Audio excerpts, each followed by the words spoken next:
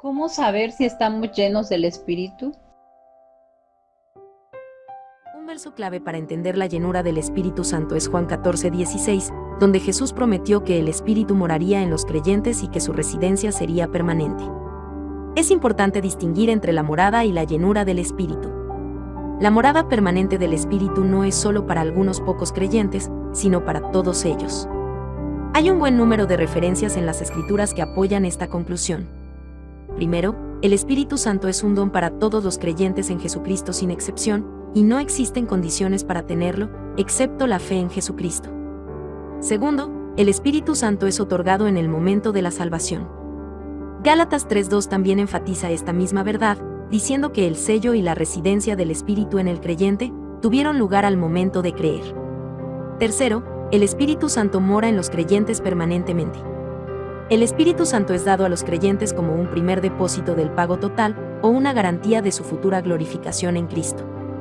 Esto es en contraste con la orden de la llenura del Espíritu que encontramos en Efesios 5:18. Debemos estar tan totalmente entregados al Espíritu Santo, que Él pueda poseernos por completo, y en ese sentido, ser llenos de Él. Romanos 8:9 y Efesios 1:13 al 14 afirman que el Espíritu Santo mora dentro de cada creyente, pero también que Él puede ser contristado y su actividad dentro de nosotros puede ser apagada. Cuando permitimos que esto suceda, no experimentamos la llenura de la obra y del poder del Espíritu Santo en nosotros. El ser lleno con el Espíritu implica darle a Él la libertad para ocupar cada parte de nuestra vida, guiándonos y controlándonos. Luego, su poder se puede ejercer a través de nosotros, para que lo que hagamos sea un fruto para Dios. La llenura del Espíritu no se aplica solamente a hechos externos, también se aplica a los pensamientos más íntimos y los motivos de nuestros actos. El Salmo 19:14 dice: Sean gratas las palabras de mi boca y la meditación de mi corazón delante de ti, oh Señor, roca mía y redentor mío. El pecado es lo que nos separa de la llenura del Espíritu Santo, y la obediencia a Dios es lo que permite que estemos llenos del Espíritu. Aunque nuestra meta debe ser el ser llenos como se nos ordena en Efesios 5:18, no es el orar por ello lo que nos llena del Espíritu Santo. Es solo nuestra obediencia a los mandatos de Dios lo que permite la libertad del Espíritu para obrar dentro de nosotros. Debido a nuestra naturaleza pecaminosa, es imposible para nosotros permanecer llenos del Espíritu todo el tiempo. Cuando pequemos, debemos inmediatamente confesarlo a Dios y renovar nuestro compromiso de ser llenos y guiados por el Espíritu Santo. Benedicto Lima Cesa fue por muchos años el enemigo número 1 de Brasil. Le apodaban el Siete Dedos, por haber perdido 3 en un accidente ferroviario. Desde muy temprano se inició en la vida de ratero. Se conocían por todas partes sus hazañas. Le ponían celadas, pero se escapaba una y otra vez. Era sumamente diestro en el arte de hacer llaves, de romper rejas y de cavar túneles. Se le acusó de 10 muertes y 23 escapatorias, y se le condenó a un total de 104 años en presidio. En el año 1954 cayó en una red que le tendieron. Estando de visita a un pastor cristiano, se puso en contacto con él, le dio la palabra y le enseñó a orar. El hombre se convirtió a Cristo. Al cabo de un tiempo, probaron su sinceridad y se hicieron arreglos para que apareciera en un programa de televisión por toda la nación y diera su testimonio. Llegó la noche de su presentación ante las cámaras. Para sorpresa suya, se encontró allí con el agente policíaco que le arrestó por primera vez y lloró, con otro agente que había dejado tendido como muerto a la orilla de una carretera. A este pidió perdón. Estaba también allí su padre, a quien le pidió su bendición, y a su madre le dijo, bañado en lágrimas: Madre, delante de Dios te prometo que estas manos no volverán a hacerle daño a nadie.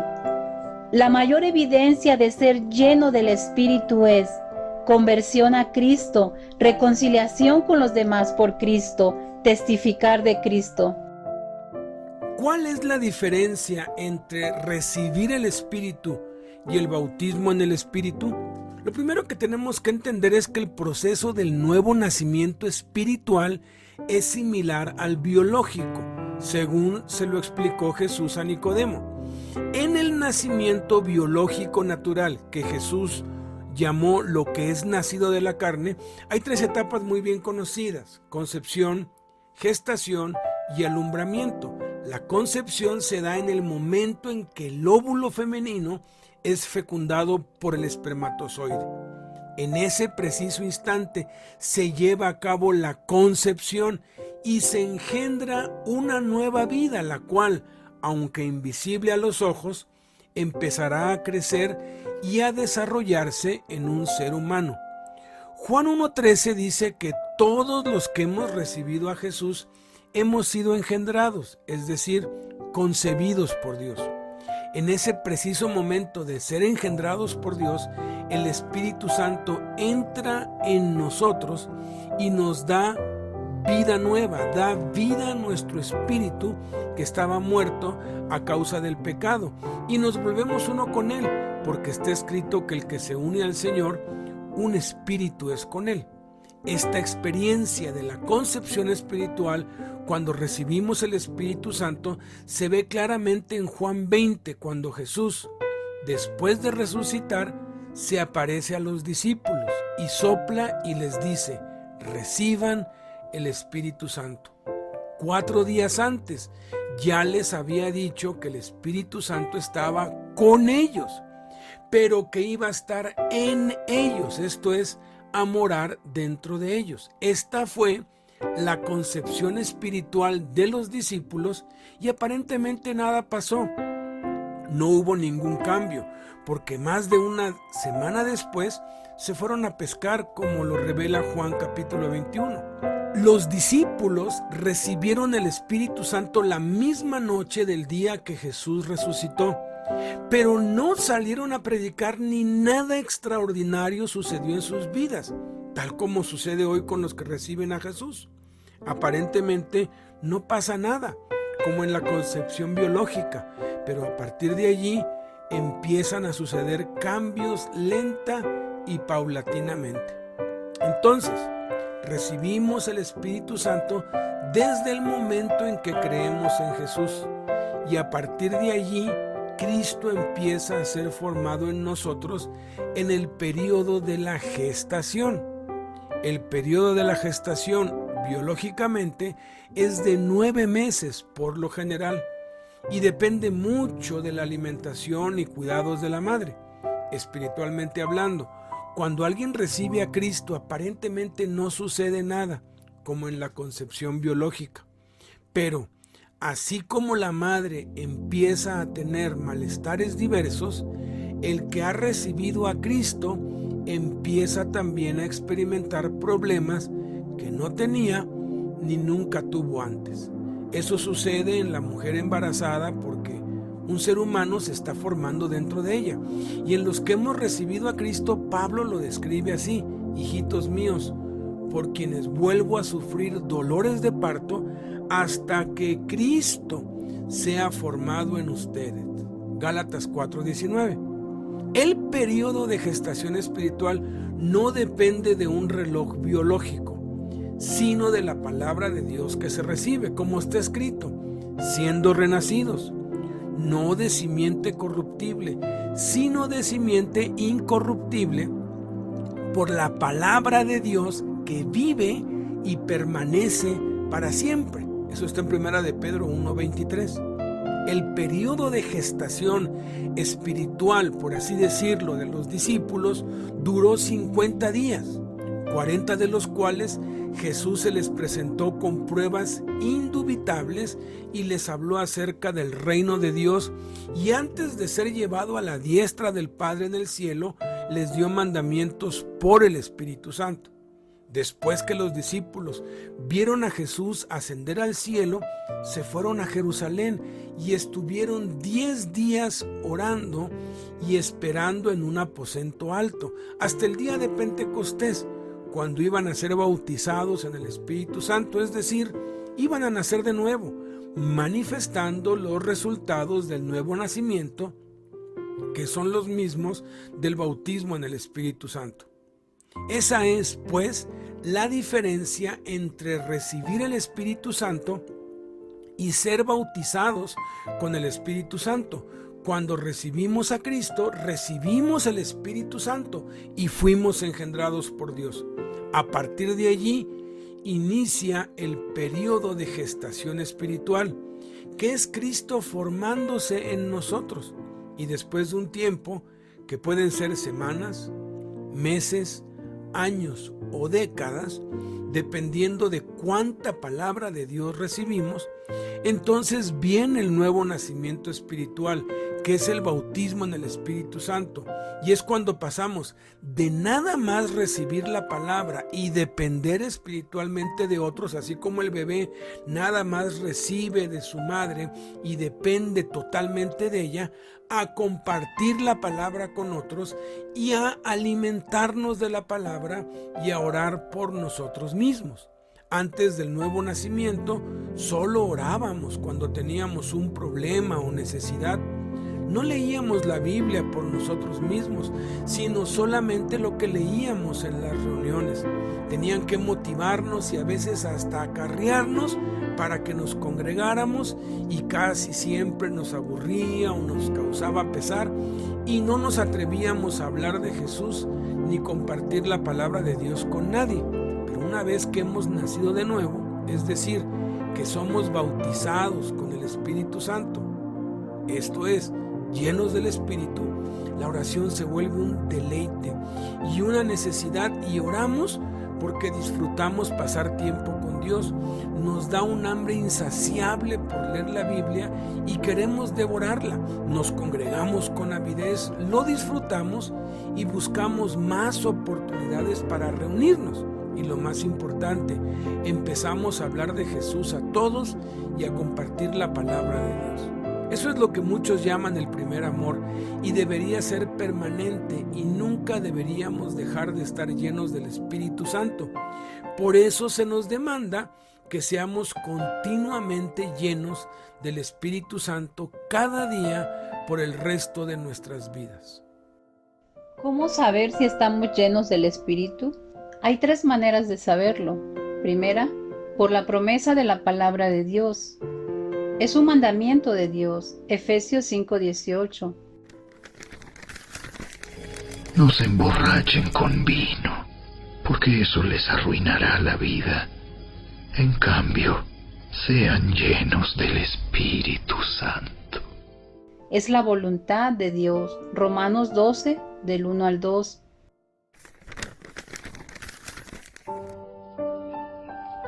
Por lo tanto, amados hermanos, les ruego que entreguen su cuerpo a Dios por todo lo que Él ha hecho a favor de ustedes. Que sea un sacrificio vivo y santo, la clase de sacrificio que a Él le agrada. Esa es la verdadera forma de adorarlo. No imiten las conductas ni las costumbres de este mundo. Más bien dejen que Dios los transforme en personas nuevas al cambiarles la manera de pensar. Entonces aprenderán a conocer la voluntad de Dios para ustedes, la cual es buena, agradable y perfecta. Dios contesta esa petición. Primera de Juan 5, 14 al 15. Y estamos seguros de que Él nos oye cada vez que le pedimos algo que le agrada. Y como sabemos que Él nos oye cuando le hacemos nuestras peticiones, también sabemos que nos dará lo que le pedimos. Si hemos rendido en obediencia nuestra voluntad a Dios y le hemos entregado nuestra vida entera a Él y le hemos pedido que nos llene, Él ya lo hizo. La Sagrada Escritura promete que podemos saberlo. Así pues, en base a la palabra de Dios, podemos saber que Dios nos ha llenado, si hemos cumplido las condiciones establecidas por Dios en su palabra. No nos debemos desanimar si no vemos cambios fantásticos inmediatamente, después de que hemos rendido nuestras vidas a la plenitud del Espíritu. Sobre todo en la cárcel, donde las presiones son constantes y fuertes. Recordemos, los sentimientos siguen a la fe y a los hechos, Es necesario actuar en base a lo que creemos, no a lo que sentimos. Segunda, por la experiencia personal. Hechos 9, del 17 al 20. Así que Ananías fue y encontró a Saulo, puso sus manos sobre él y dijo: Hermano Saulo, el Señor Jesús, quien se te apareció en el camino, me ha enviado para que recobres la vista y seas lleno del Espíritu Santo. Al instante, algo como escamas cayó de los ojos de Saulo y recobró la vista. Luego se levantó y fue bautizado. Después comió algo y recuperó las fuerzas. Saulo se quedó unos días con los creyentes en Damasco, y enseguida comenzó a predicar acerca de Jesús en las sinagogas, diciendo: Él es verdaderamente el Hijo de Dios. Podemos experimentar o no una reacción emotiva al momento de orar y pedir ser llenos del Espíritu. Lo que sí es seguro es que a partir de ese momento empezaremos a tener más confianza en Dios y en su palabra, y será más fluido cada vez el hablar de Cristo. Primero está el hecho de la promesa de Dios en su palabra.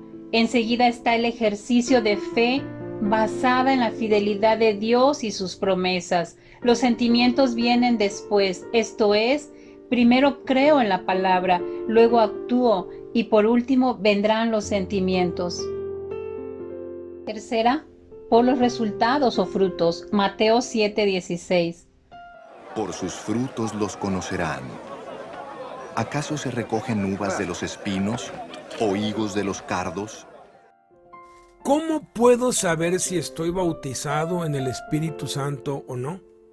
El bautismo en el Espíritu Santo inicia con el nuevo nacimiento.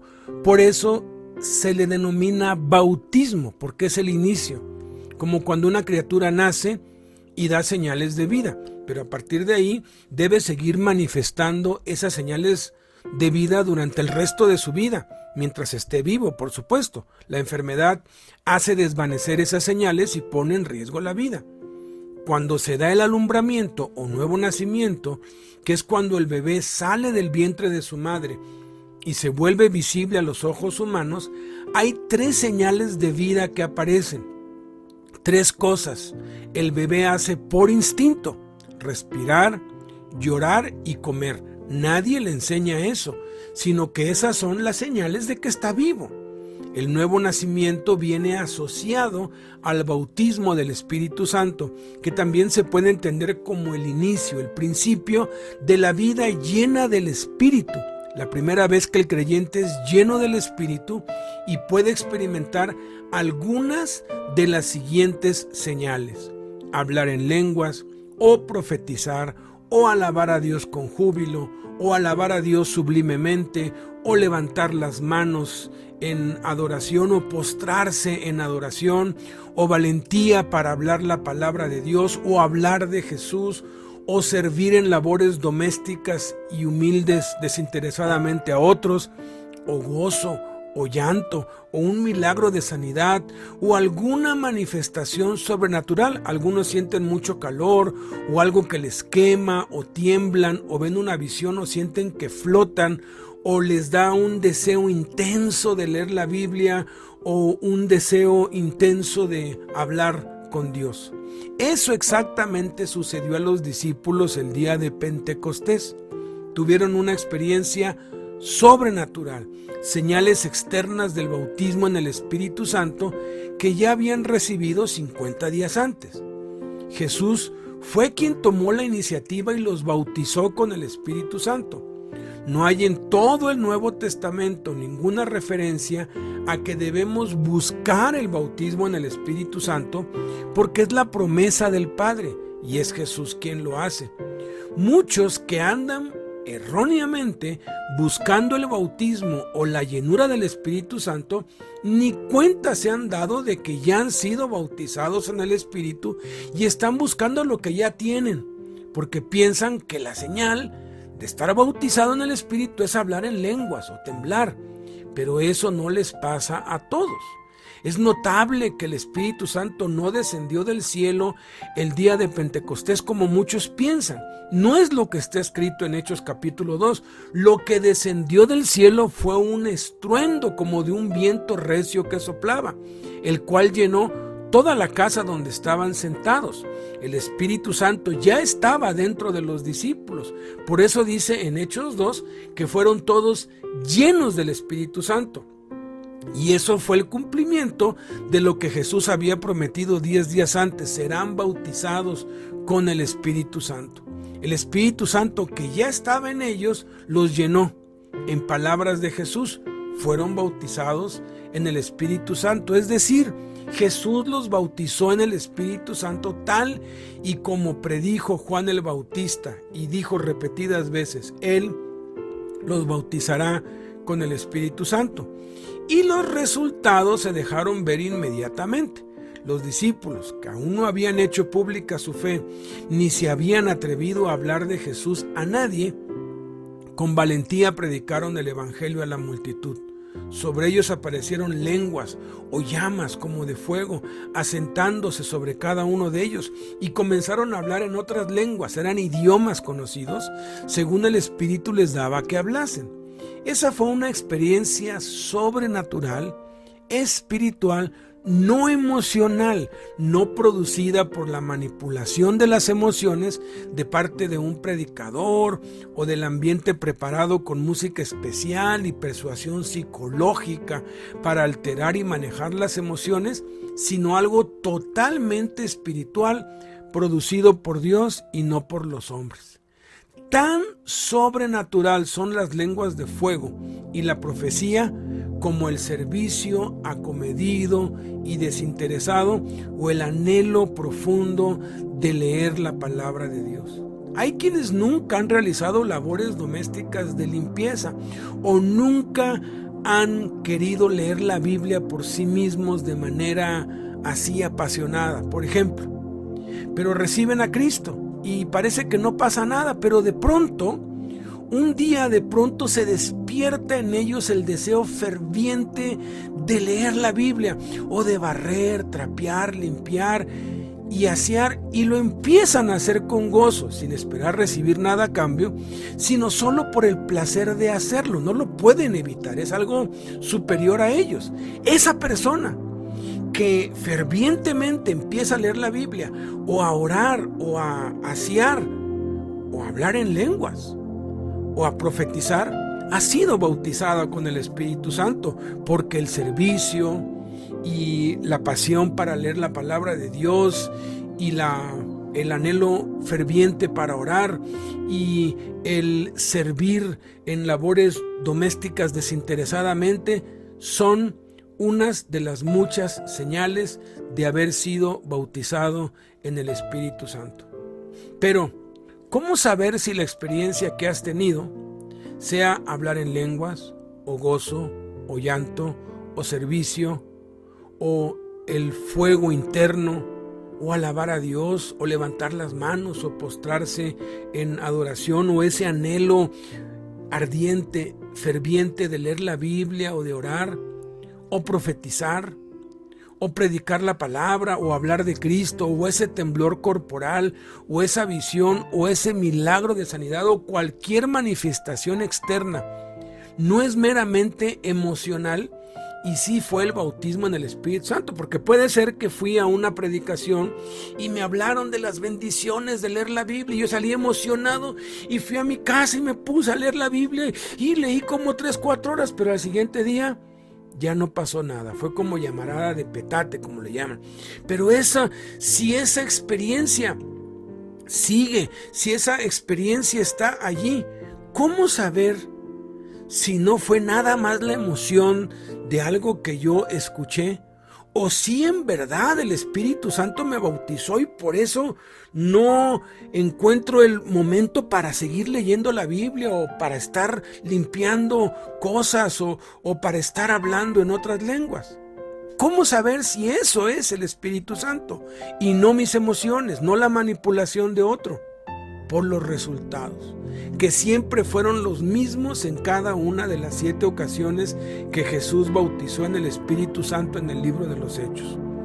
Jesús es glorificado, Jesús es anunciado y Jesús es enseñado. Y vamos a ver cuáles son esas 3 señales externas como resultado. Así como el bebé recién nacido no puede pasar desapercibido porque es muy ruidoso y molesto cuando llora y anhela la leche materna y respira por sí mismo, del mismo modo, el que es bautizado o lleno con el Espíritu Santo, de manera espontánea e instintiva, habla de Jesús a otros. Y es ruidoso y molesto, fastidioso por lo general. Anhela la palabra de Dios y se alimenta de ella leyéndola y pasa tiempo en oración, hablando con Dios, y es algo que lo hace repetidas veces. De ese modo es que sabemos que ya hemos sido bautizados en el Espíritu Santo. Ahora, dado que es una experiencia que debe ser continua, debemos aprender a mantenernos llenos del Espíritu Santo, y eso lo aprenderemos en la siguiente lección. 6 resultados de ser llenos del Espíritu. Primer resultado: amor a Dios con todo el corazón. Mateo 22:37. Ama al Señor tu Dios con todo tu corazón, con todo tu ser y con toda tu mente, le respondió Jesús. Este es el primero y el más importante de los mandamientos.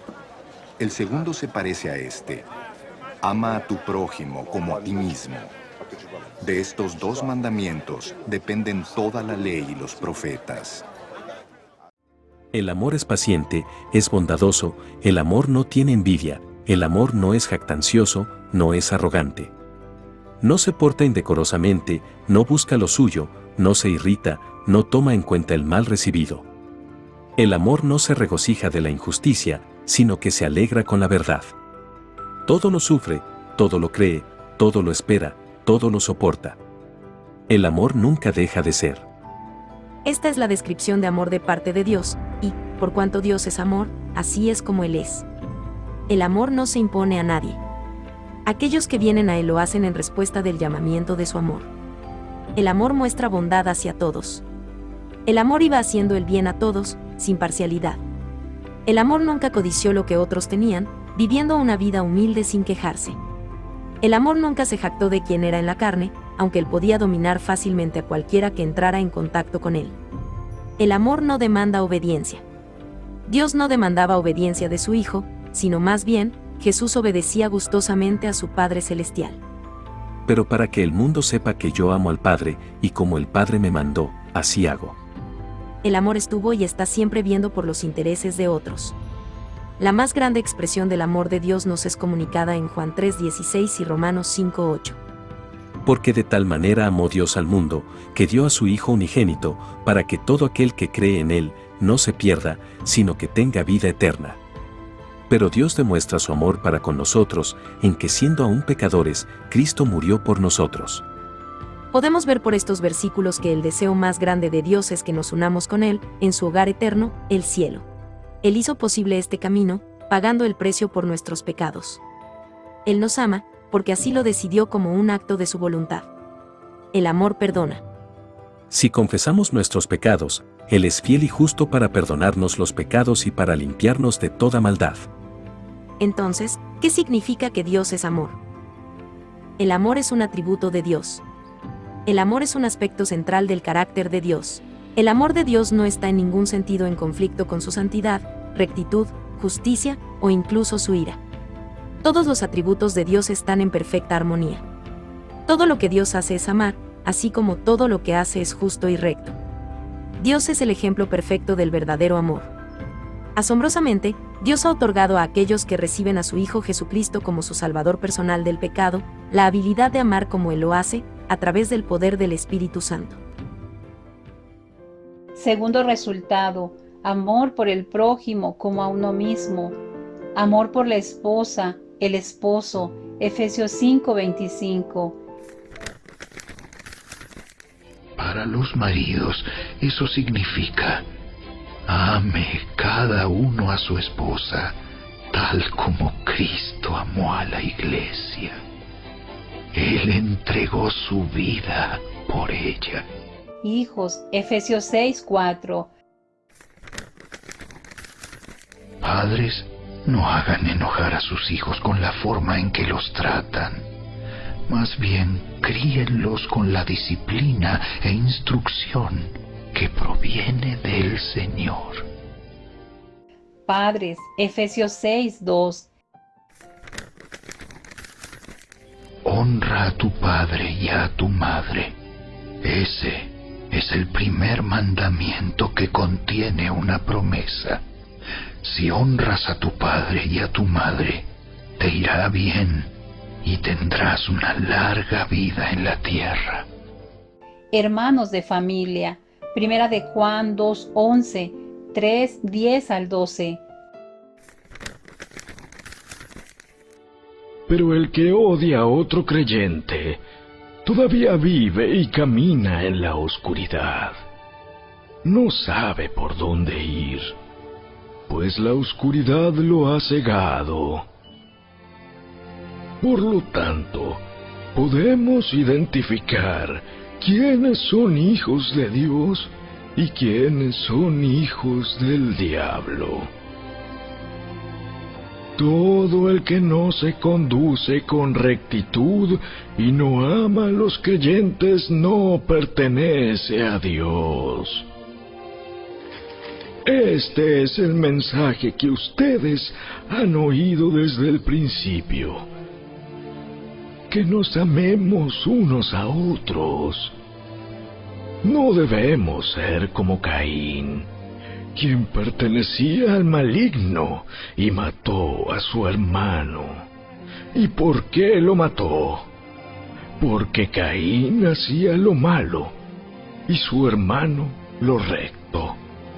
Así que, amados hermanos, no se sorprendan si el mundo los odia.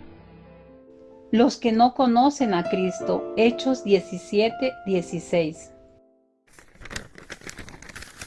Mientras Pablo los esperaba en Atenas, se indignó profundamente al ver la gran cantidad de ídolos que había por toda la ciudad. Tercer resultado, valor para hablar de Cristo, Hechos 1:8, 4:31. Pero recibirán poder cuando el Espíritu Santo descienda sobre ustedes. Y serán mis testigos, y le hablarán a la gente acerca de mí en todas partes. En Jerusalén, por toda Judea, en Samaria y hasta los lugares más lejanos de la tierra.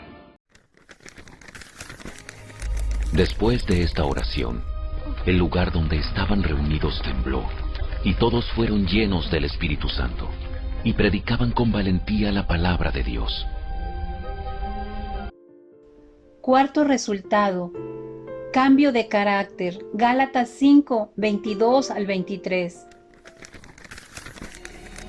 En cambio, la clase de fruto que el Espíritu Santo produce en nuestra vida es amor, alegría, paz, paciencia, gentileza, bondad, fidelidad, humildad y control propio.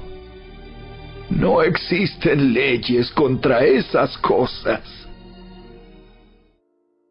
Cuando el cristiano permanece en Cristo, viviendo en la plenitud del Espíritu, el fruto del Espíritu se desarrolla y el cristiano madura espiritualmente. La madurez del fruto del Espíritu es un proceso de toda la vida, continuo, conforme Cristo está siendo formado en la vida del cristiano. Algunos muestran mayor evidencia del fruto del Espíritu que otros, debido a que son más dóciles a Dios.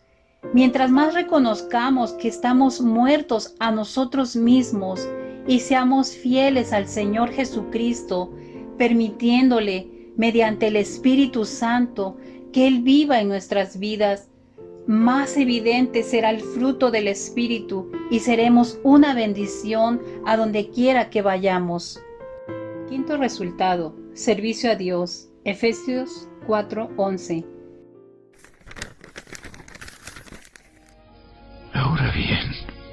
Cristo dio los siguientes dones a la Iglesia: los apóstoles, los profetas, los evangelistas y los pastores y maestros. Ellos tienen la responsabilidad de preparar al pueblo de Dios para que lleve a cabo la obra de Dios y edifique la Iglesia, es decir, el cuerpo de Cristo. No existe un solo pasaje en el Antiguo o Nuevo Testamento donde se refiera a la llenura del Espíritu Santo y que no esté relacionado con el testimonio de servicio. Sexto resultado: dones sobrenaturales. Primera de Corintios 12, del 7 al 11. A cada uno de nosotros se nos da un don espiritual para que nos ayudemos mutuamente. A uno el Espíritu le da la capacidad de dar consejos sabios. A otro el mismo Espíritu le da un mensaje de conocimiento especial. A otro el mismo Espíritu le da gran fe. Y a alguien más ese único Espíritu le da el don de sanidad. A uno le da el poder para hacer milagros y a otro la capacidad de profetizar. A alguien más le da la capacidad de discernir si un mensaje es del Espíritu de Dios o de otro espíritu. Todavía a otro se le da la capacidad de hablar en idiomas desconocidos, mientras que a otro se le da la capacidad de interpretar lo que se está diciendo. Es el mismo y único Espíritu quien distribuye todos esos dones. Solamente Él decide qué don cada uno debe tener. ¿Cómo sé cuál es mi don espiritual? No existe una fórmula mágica o examen espiritual que pueda decirnos exactamente cuáles son nuestros dones espirituales. El Espíritu Santo distribuye sus dones de acuerdo a su voluntad. El problema común de los cristianos es la tentación de quedarse atrapados en aquellos dones en los que buscamos servir a Dios, solo en el área en la que sentimos que tenemos el don espiritual. Y no es así como funcionan los dones del Espíritu. Dios nos llama a servirle con obediencia en todo. Él nos equipará con cualquier don o dones que necesitemos para llevar a cabo las tareas a las que Él nos ha llamado. La identificación de nuestros dones espirituales puede llevarse a cabo de varias maneras. Las pruebas o análisis para detectarlos, aunque no son totalmente confiables, sí pueden ayudarnos a entender dónde podrían estar nuestros dones. La confirmación por parte de otros también nos puede dar luz sobre nuestros dones espirituales. Con frecuencia otras personas que ven nuestro servicio al Señor pueden identificar el uso de nuestro don espiritual que tal vez nosotros no hayamos identificado o reconocido.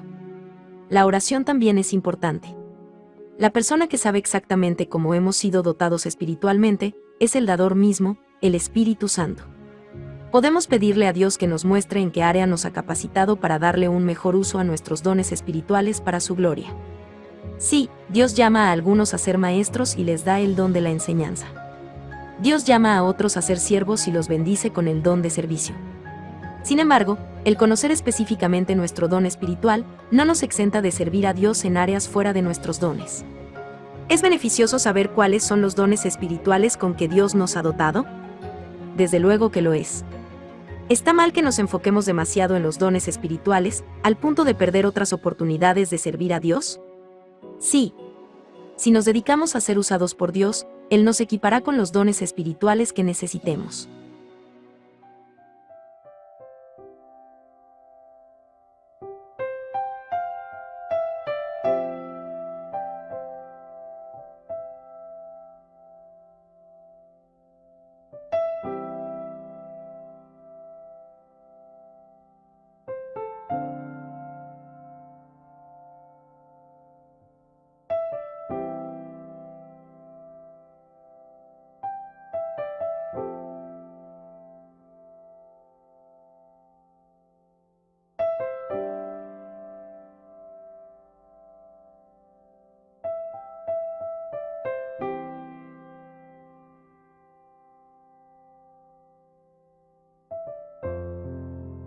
¿Cómo me puedo evaluar a mí mismo si estoy o no lleno del Espíritu Santo, bautizado en el Espíritu Santo? Debemos responder con toda honestidad esas 4 preguntas para evaluarnos a nosotros mismos si estamos o no llenos del Espíritu Santo. Primera, ¿amas más ferviente y apasionadamente a Cristo? 2, ¿te preocupan los que no conocen a Cristo? Tercera, ¿amas más a tu familia y los que te rodean? Cuarta, ¿anhelas hablar de Cristo en todo lugar y a todos? Hay 3 posibles combinaciones de resultados en las respuestas con toda honestidad. Primera, todas las respuestas fueron positivas. Segunda, algunas respuestas fueron positivas y otras negativas. Tercera, todas las respuestas fueron negativas. Examinemos cada posibilidad. Primera posibilidad, si todas las respuestas fueron positivas, eso significa que sí estás bautizado, sí estás lleno en el Espíritu Santo debido a una de estas 2 razones. O has crecido espiritualmente en Cristo y eres ya un cristiano maduro y espiritual, o estás creciendo en Cristo y tu anhelo y sueño más ferviente es ser transformado a la imagen y semejanza de Jesús. Ese debería ser el estado normal de cualquier creyente, nunca dejar de crecer en la gracia y el conocimiento de Cristo, porque esa es la vida eterna, conocer al Padre y a Jesús. Sin embargo, eso no sucede de la noche a la mañana, pues es todo un proceso que se conoce como crecimiento espiritual. A algunos les toma unos pocos meses alcanzar la madurez espiritual, a otros años, a algunos décadas, y hay quienes nunca llegan a crecer. La Biblia menciona varias etapas en el crecimiento espiritual: engendrados por Dios, recién nacidos en Cristo, niños en Cristo, jóvenes y padres espirituales. Los engendrados por Dios que acaban de recibir a Cristo necesitan ser alimentados y sostenidos por otros, pues han recibido el Espíritu Santo y han sido salvos, pero aún no nacen de nuevo. Una vez que nacen de nuevo, pasan a ser recién nacidos en Cristo. Han sido bautizados en el Espíritu y empiezan a orar, leer y testificar por sí mismos, pero deben crecer y empezar a asumir responsabilidades. Ser bautizado en el Espíritu Santo no significa que ya somos maduros espiritualmente, pues la madurez es el resultado del fruto del Espíritu en nosotros y es algo que se desarrolla con el tiempo y dura toda la vida. Los niños en Cristo deben crecer para llegar a ser jóvenes hasta llegar a ser padres espirituales, esto es, ganar a otros para Cristo y alimentarlos, ayudarlos en su crecimiento espiritual y edificarlos en su fe, es decir, discipularlos. Eso define la madurez espiritual, tener hijos espirituales y hacerse responsable de que crezcan y repitan el proceso. Pero todo comienza con un anhelo, con un deseo ferviente. Es común ver personas que sobresalen en la ciencia, el deporte, la música o el arte, que desde niños soñaban con eso. El niño que sueña con llegar a lograr algo es más fácil que lo logre que aquel que no tiene propósitos bien definidos. En el Evangelio es Dios quien pone los sueños espirituales en nosotros y tienen que ver con un sí firme y rotundo a cada pregunta mencionada. Primera, ¿amas más ferviente y apasionadamente a Cristo? Segunda, ¿te preocupan los que no conocen a Cristo? Tercera, ¿amas más a tu familia y los que te rodean? Cuarta, ¿anhelas hablar de Cristo en todo lugar y a todos? Vamos a la segunda posibilidad. Si al menos una respuesta fue positiva, o 2 o 3, pero hubo 1 o 2 o 3 negativas, no importa la combinación, significa que sí estás lleno del Espíritu Santo, sí estás bautizado en el Espíritu Santo, pero significa que necesitas crecer espiritualmente en Cristo, andar más en el Espíritu y menos en la carne. El propósito de Dios para cada uno de nosotros siempre ha sido que todos, sin excepción, sin faltar nadie, todos lleguemos a la unidad de la fe y del conocimiento del Hijo de Dios, a un varón perfecto, a la medida de la estatura de la plenitud de Cristo, para que ya no seamos niños fluctuantes, llevados por doquiera de todo viento de doctrina, por estratagema de hombres, que para engañar emplean con astucia las artimañas del error, sino que siguiendo la verdad en amor, crezcamos en todo en aquel que es la cabeza, esto es Cristo, de quien todo el cuerpo, bien concertado y unido entre sí por todas las coyunturas que se ayudan mutuamente, según la actividad propia de cada miembro, recibe su crecimiento para ir edificándose en amor. La medida de la estatura de la plenitud de Cristo se ve reflejada en la respuesta afirmativa y contundente a cada una de esas 4 preguntas. Entonces, en esta posibilidad, significa que debemos crecer espiritualmente, consagrarnos más a Dios, seguir negándonos a nosotros mismos y llevando nuestra cruz. ¿Cómo? Incrementando el tiempo que invertimos en la oración, en la palabra de Dios, en el ministerio y en el dar a otros, en el congregarnos. Cada uno debemos evaluarnos a nosotros mismos y hacer un inventario de nuestro tiempo. Y hay una tercera posibilidad. Si todas las respuestas fueron negativas, significa 2 cosas. O que aún no han nacido de nuevo, y esto no es algo malo. ¿Por qué? Porque todavía estás en proceso de gestación. O sea, aún no has sido bautizado en el Espíritu Santo, está bien.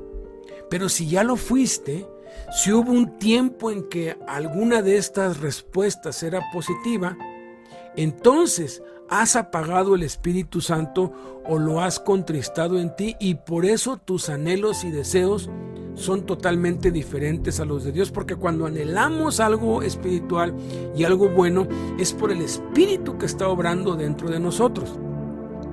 Para alguien que empieza en las cosas de Dios, esto no debería ser un problema. No se le puede pedir a un bebé que cumpla ciertas responsabilidades, porque aún no puede. Pero cuando ha crecido, tiene que empezar a aprender a leer, a escribir, a ser responsable, a jugar, a divertirse. Pero si de pronto no quiere jugar, no le gusta o es negligente para hacerlo y está todo el tiempo allí acostado y no tiene ánimo de nada, nos preocupamos. Y como padres hacemos todo lo que esté a nuestro alcance para que nuestros hijos crezcan de una manera normal y sean niños normales, que jueguen, que se diviertan, pero que al mismo tiempo aprendan y vayan poco a poco tomando responsabilidades de acuerdo a su edad. Entonces, si ya llevas tiempo en el Evangelio, si ya fuiste bautizado en el Espíritu Santo y hubo un tiempo en que tuviste tu primer amor y hasta te recuerdas y dices, no, pues yo me acuerdo hace un mes o un año o 5 años, no hombre, yo estaba pero metidísimo con Dios y oraba y leía la Biblia y le hablaba a todos de Cristo. Pero ahora ya no sientes nada y no anhelas nada de lo que Dios anhela y de lo que hiciste cuando estabas en tu primer amor. Entonces debes orar a Dios con toda honestidad, entregar las áreas de tu vida que te impiden responder que sí, pedirle a Dios que te llene con su Espíritu y luego actuar en fe, haciendo cosas prácticas para comprobar que las respuestas empiecen a ser positivas, afirmativas. En otras palabras, debes recordar de dónde has caído, que es lo que Jesús les dijo a los de Éfeso. De dónde y cómo te rescató y te salvó Dios, de dónde te salvó, de dónde te encontró. Debes arrepentirte y hacer las primeras obras que hacías cuando estabas en tu primer amor, aunque no sientas ganas ni deseos de hacerlas, porque seguramente has apagado o contristado el Espíritu Santo en ti. En la próxima enseñanza examinaremos cómo podemos contristar y o apagar el Espíritu Santo y qué debemos hacer para evitarlo y cómo renovar nuestra pasión con Dios y volver a nuestro primer amor en Cristo y mantenernos en ese primer amor llenos del Espíritu Santo. El estar continuamente llenos del Espíritu Santo también se puede definir como vivir en nuestro primer amor, en nuestro principal amor, vivir apasionados por Dios, apasionados por Cristo.